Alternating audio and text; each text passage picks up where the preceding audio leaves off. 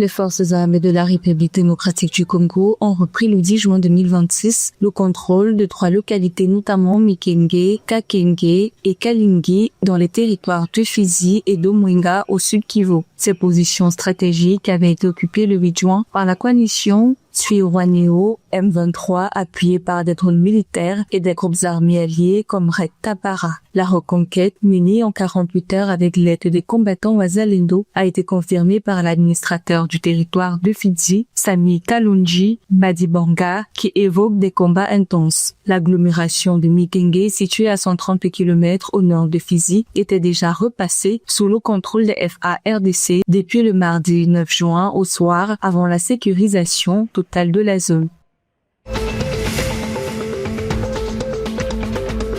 Le Cameroun prépare activement l'accueil en novembre 2026 de la mission économique marocaine CFC Africa Tour, une initiative stratégique visant à doper les investissements bilatéraux en s'appuyant sur un réseau de 25 entreprises marocaines majeures attendues. La récente rencontre de cadrage du 8 juin à Douala entre les autorités camerounaises et les dirigeants de la Casablanca Finance City a permis de cibler 3 filières agricoles clés, le cacao, le café et l'aquaculture. Ces échanges de haut niveau ont posé les bases de futurs ventures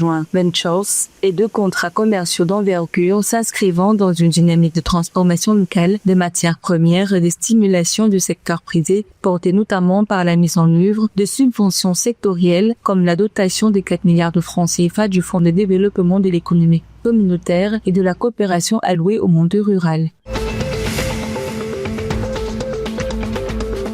Le prix des produits de base exportés par les pays de la Communauté économique et monétaire de l'Afrique centrale ont progressé de 0,7% au premier trimestre 2026, mettant fin à la tendance baissière observée depuis mi-2025 selon la BEAC. Cette hausse est principalement apportée par les produits énergétiques dont les cours ont bondi de 23%, soutenus par l'envolée des prix du pétrole et du gaz naturel sur les marchés internationaux. Le prix moyen du baril de pétrole est passé de 62,1 à 75,7 $, tandis que celui du gaz naturel a atteint 10,31 $. Cette dynamique a permis de compenser le recul de 15,4% des produits non énergétiques et d'améliorer les perspectives commerciales de la sous-région.